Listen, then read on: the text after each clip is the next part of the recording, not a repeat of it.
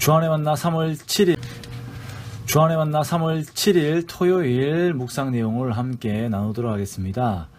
아직 아침 그리고 밤으로 이렇게 날씨들이 많이 쌀쌀합니다. 그죠? 그래서 이럴 때일수록 또 마스크도 잘 하고 계시겠지만 옷도 따뜻하게 챙겨 입으시면서 건강에 이렇게 유의하시는 우리 주안교회 성도님들 되시기 바랍니다. 먼저는 지금 헌금 광고를 좀 드릴게요. 헌금에 대해서 교회 출석을 못하다 보니까 헌금에 대해서 문의를 하시는 분들이 좀 계신데요.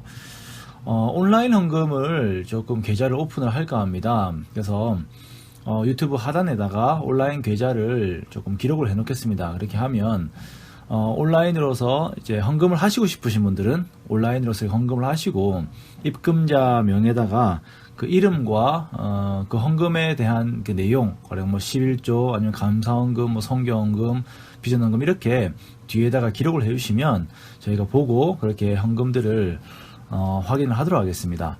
그 온라인 헌금이 어려우신 분들은 차후에 다시 우리가 예배가 다시 재개될 때에 그때 헌금을 하시면 되겠고요. 지금 헌금을 하시겠다 하시는 분들은 온라인 헌금을 그렇게 이용을 해주시면 되겠습니다. 자, 오늘은 마가복음 3장 20절에서 35절 말씀을 함께 보겠습니다. 그래서 성령의 일에 대한 반응들이라고 하는 제목으로 묵상 내용을 함께 보도록 하겠습니다.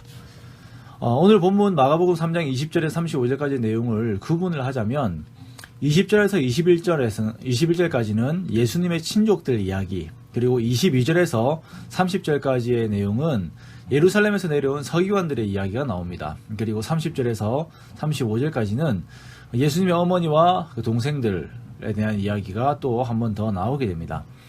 자, 이렇게 오늘 본문이 세 단락으로 구분되지만 두 부류의 인물들이 등장을 합니다. 첫 번째는 예수님의 친족들, 즉 어머니와 동생들이고요. 그리고 서기관들입니다. 자, 이들은 신분에는 차이가 있지만 예수님에 대해서는 동일한 태도를 보이고 있습니다. 보니까 예수님께서 집에 들어가시니 어느 때와 마찬가지로 사람들이 또 몰려들어요. 우리가 계속 보고 있듯이 여기에 모인 사람들은 병든 자들, 귀신 들린 자들, 이렇게 예수님을 필요로 하는 그런 사람들이 계속 예수님에게 그들의 필요를 요구를 하면서 예수님께 다가옵니다. 자, 이 사람들이 예수님에게 와서 요구하는 것들이 많다 보니까 예수님께서는 식사할 겨를도 없이 바쁘셨다라고 성경이 표현을 하고 있습니다. 자, 그런데 이번에는 그 사람들의 무리 중에 예수님의 친족들이 함께 그 자리에 오는데요.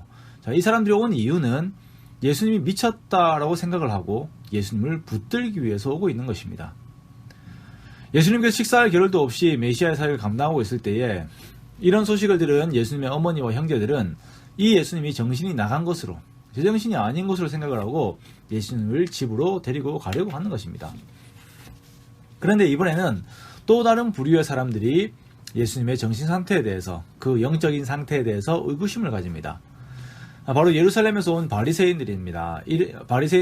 자, 이들은 갑자기 예수님의 사역을 두고는 바알세불이 집혔다, 귀신의 왕을 힘입어서 귀신을 쫓아낸다라고 예수님을 비방합니다. 여기서 말하는 바알세불이라고 하는 것은 셈족의 신인 바알을 높였던 표현입니다. 유대인들은 이 바알세불을 사단과 동일한 동일어로 사용을 했었어요. 당시 이방 종교에서 주술사들이 자신 속에 있는 귀신의 힘으로 다른 귀신을 쫓아낸다라고 하는 미신과 그 잘못된 믿음들이 있었는데, 이것을 그대로 가지고 와서는 예수님의 일을 사단이 귀신을 쫓아내는 일로 모독하고 있는 것입니다. 자, 이 사람들이 예수님의 가족들이 하는 그 예수님이 미쳤다라고 하는 이 말을 듣고 고의적으로 이런 말을 했는지는 모르겠습니다만, 분명한 것은 예수께서 성령을 통하여서 하시는 일을 비정상적인 것으로, 또 더 나아가서 사단의 것으로 간주했다라고 하는 데는 예수님의 가족들과 어떻게 보면 동일한 의견을 이렇게 가지고 있는 것입니다. 예수님께서는 서기관들의 말을 들으시고 비유를 말씀하십니다. 나라가 스스로 분쟁하면 설 수가 없고, 집이 스스로 분쟁하면 그 집이 설 수 없다. 사탄도 스스로 분쟁하면 설 수 없고 망한다라고 말씀하세요.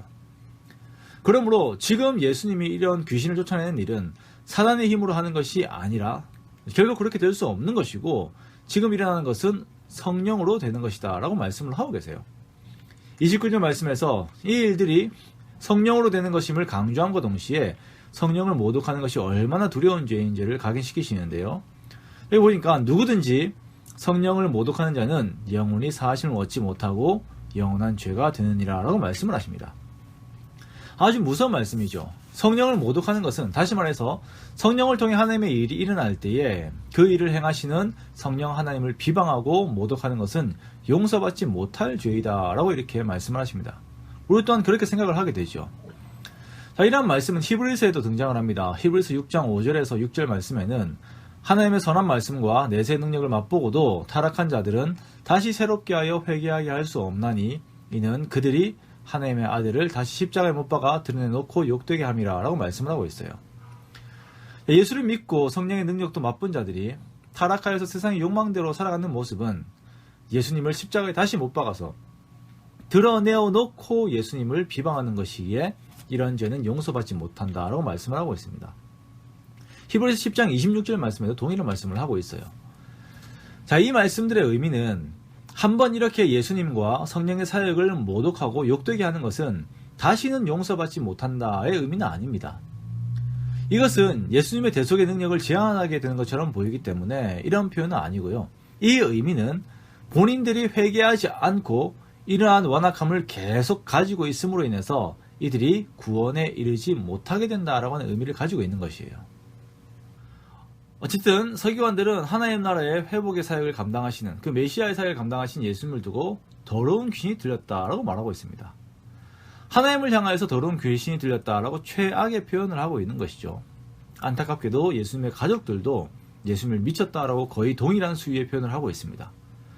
자, 왜 이들이 이렇게 되었습니까? 그것은 이들의 완악함과 무지함 때문입니다.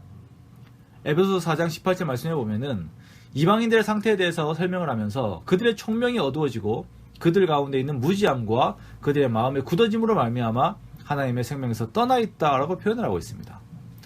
무지함과 마음의 굳어짐, 즉 완악함이죠. 이 모습들이 예수님의 가족들과 서기관들에게 있었던 것입니다. 자, 왜 이런 현상들이 일어납니까? 이들이 하나님과 멀어져 있기 때문에 그렇습니다. 이들은 스스로 가까이 있는 자들 같았으나 멀어져 있는 자들이었습니다. 서기관들은 지식으로 하나님과 가까이 있다고 여긴 자들이었습니다만 하나님이 오셨을 때 더러운 귀신이라고 할 만큼 하나님을 몰랐습니다. 예수님의 가족들은 예수님과 육체적으로 가까이 있었지만 본인들이 하나님과 멀리 있었기에 인간으로 오신 하나님을 멀리하고 있었던 것입니다.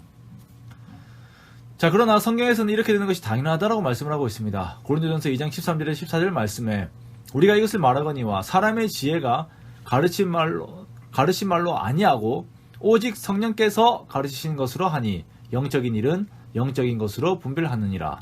육에 속한 사람은 하나님의 성령의 일들을 받지 아니하나니 이는 그것들이 그에게는 어리석게 보임이요 또 그는 그것들을 알 수도 없나니 그러한 일은 영적으로 분별되기 때문이라 라고 말씀하십니다. 즉 성령께서 그들 마음 가운데 함께 하시지 않으면 모든 것이 육에 속한 자의 시각으로 보이고 그렇게 해석이 된다라는 것이에요. 사도행전에서 사람들이 성령을 받고 방언을 하며 말씀을 전할 때에 사람들은 그것을 보고 술에 취했다라고 말했습니다.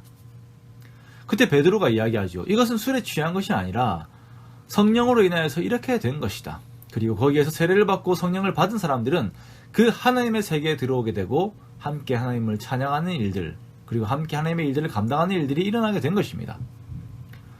우리가 잘 아는 초대교회 리더들 중 예수님의 가족인 형제 야고보가 있죠. 성령을 받게 되면 예수님과 그분의 사역들을 제대로 볼 수 있는 영적인 눈이 띄어지게 되는 것입니다. 예수님을 찾으러 온 가족들이 예수님을 부르러 사람들을 보내었을 때에 예수님께서 말씀하세요. 나의 어머니와 동생들은, 즉 나의 가족들은 하나님의 뜻대로 행하는 자가 나의 가족이다. 즉 성령 안에서 하나 된 자들이 나의 가족이다 라고 예수님께서 말씀하시는 것입니다. 하나님께서 우리에게 성령으로 인치시고 가족을 삼으셨습니다. 그렇다면 우리 역시 그에 맞게 하나님의 뜻대로 행하는 자들이 되어야 할 것입니다. 이것이 우리의 기도 제목이 되어야 할 것입니다. 성령의 충만한 임재를 구하며 나의 생각이 아닌 주님의 생각으로 나의 모든 자아를 내어드리고 내 속에 계신 예수 그리스도께서 사시게 하는 삶으로 오늘 하루를 올려드리는 것, 이것이 예수님의 가족된 우리들의 모습이어야 하는 것입니다.